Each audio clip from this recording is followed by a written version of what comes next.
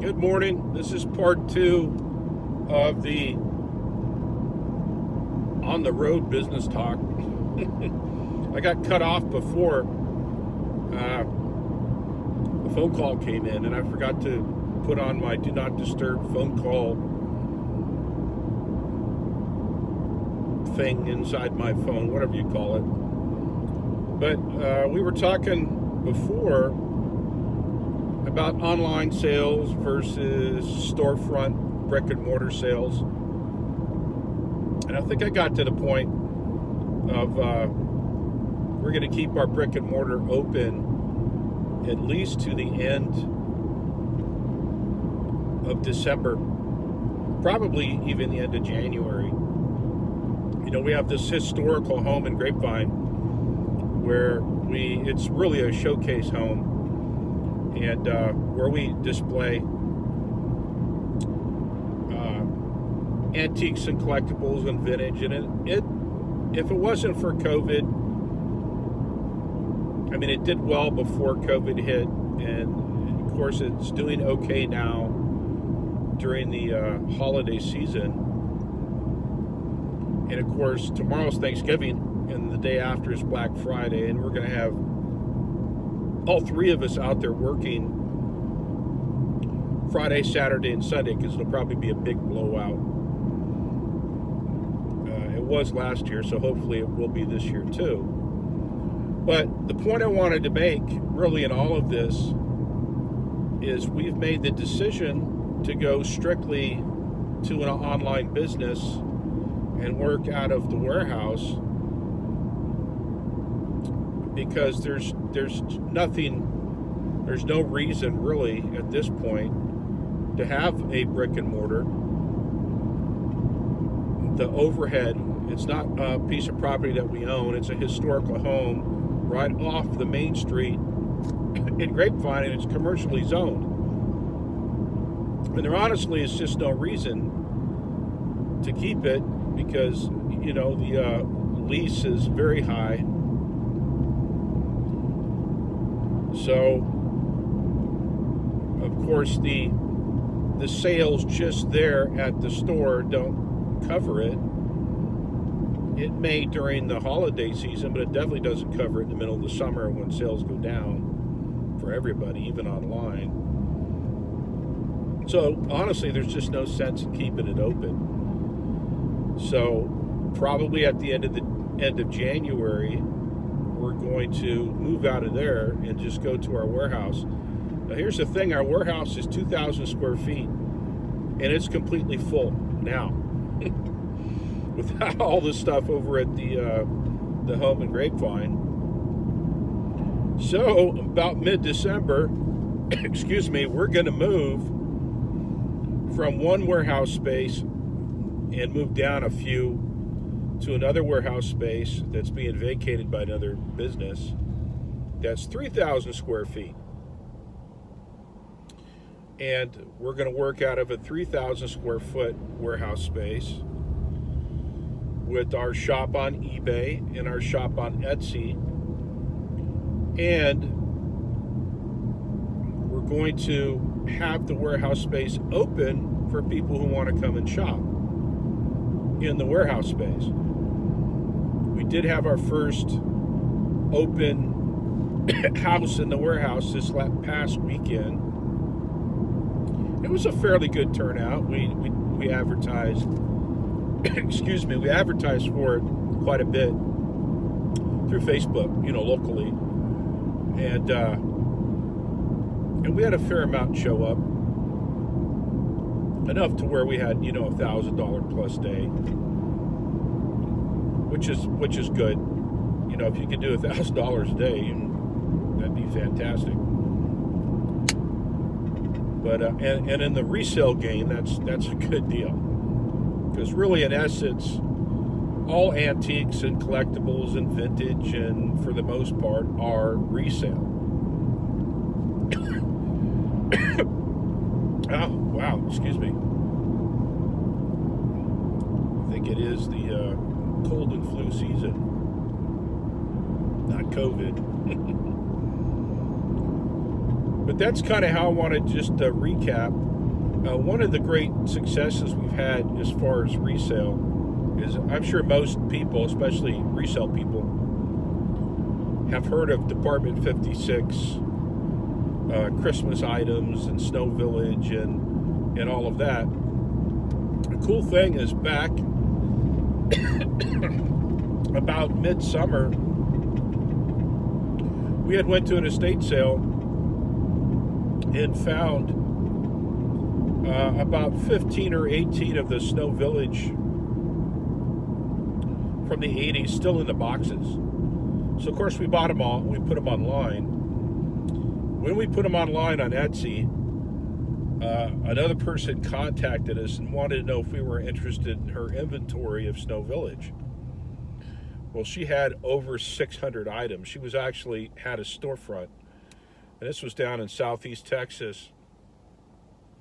And of course, during the flooding, if you remember the flooding that was a few years back in the Houston area, well, she got a big part of that, and she ended up closing her store.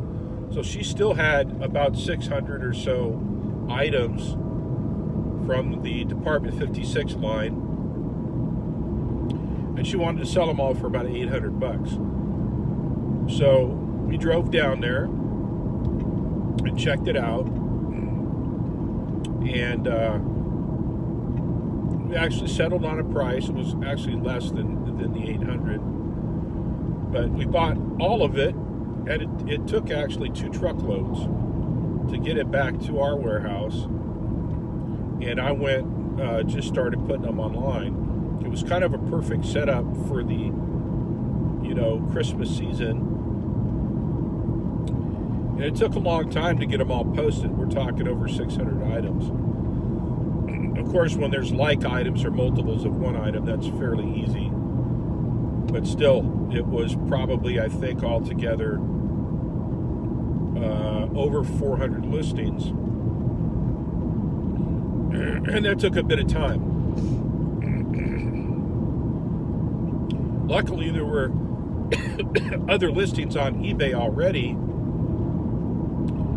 that I could, use as a skeleton or a diagram or what have you, whatever you want to call it, sell like item, etc.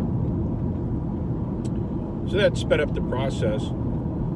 So I actually got all of them, or the bulk of them, listed and finished up listing them a couple weeks ago. And we cross post, not so on eBay we have, 2,500 plus items. On Etsy we have over 1,000. Etsy has a little bit of a different requirement for listing than eBay does. Etsy, something has to be 20 years or older, or it's something that you create, like if you're a crafter or what have you. There's ways to get around some of that. But so anyway, it's been going like gangbusters. The stuff is, just in the last 2 weeks, I think we've made over 1,000 on Etsy, just for the Department 56 items, and probably another, 1,000 plus on Facebook. On eBay. And it's just been going back and forth. Your phone, cha-ching all day long. And it's been, the bulk of it has been the Department 56 items. So, the moral of that story is, when you're out picking at your local Goodwill or Savers or Salvation Army or any of your kind of local independent thrift stores or estate sales or auctions, or buying out somebody else's inventory or what have you, always look for holiday items, especially if they're still in the box. Mostly if they're still in the box. And a lot of people have a lot of vintage Christmas and Thanksgiving and Halloween and everything else It's actually relatively easy to find, easier than you think. And always be prepared, if you can, to have a little, bank sitting, so when the opportunity comes up for a large inventory of things, we spent eight or less than $800 for all of it, and there are items in there that were still in the box that list at over $100.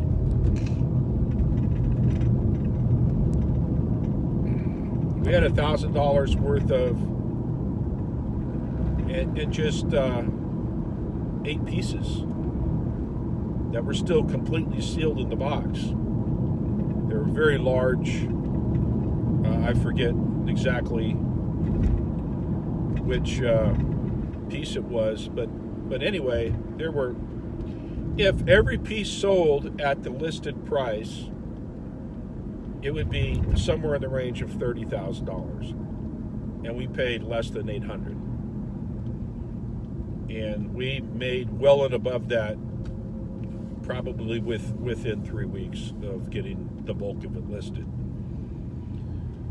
So it just goes to show you just how profitable a resale market can be. It's a lot of work. Do you need a warehouse space? Yeah, pretty quickly, if you really want to do a business or have, a business that's actually paying you something. But anyway, that's kind of how I wanted to close it all up before I got the phone call on my last, on the road business talk, what have you. But anyway, I'll talk to you again soon, and let you know how things are going and give you some tips about selling on eBay, because it's fantastic. It really is fantastic the way it's working. To take a business, even during COVID, that was probably going to end up failing, unfortunately, and just with the little hard work of getting a warehouse and really focusing on eBay and Etsy and turning it around to being profitable. And that's it. So we'll talk to you soon. Tomorrow is Thanksgiving for me, depending on when you see the video, if you see it today. But we'll talk to you soon, and I'll have some more stuff for you. Have a good holiday season. Bye.